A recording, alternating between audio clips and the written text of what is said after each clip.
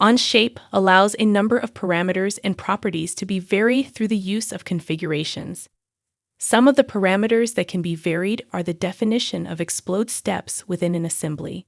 This allows explode steps to be uniquely defined for each configuration of an assembly. Explode steps can only be configured if at least one configuration has been added to an assembly.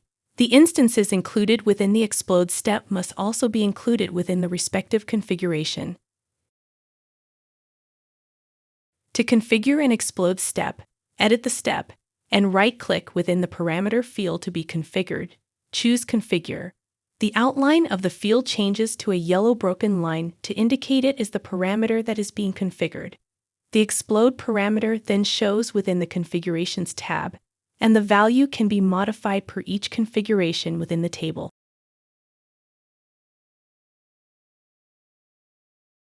As an example, in one configuration, you may want a group of components to be exploded a short distance from the assembly. In another configuration, you may wish to show an explode view that includes other components along that same exploded direction. The translation distance of the first group could then be configured to allow room for the other group to be exploded along the same direction.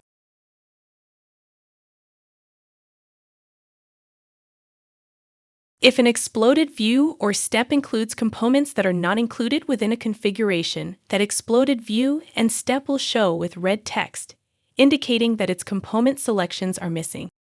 Configurations allow a variety of exploded views and steps based on each specific assembly configuration.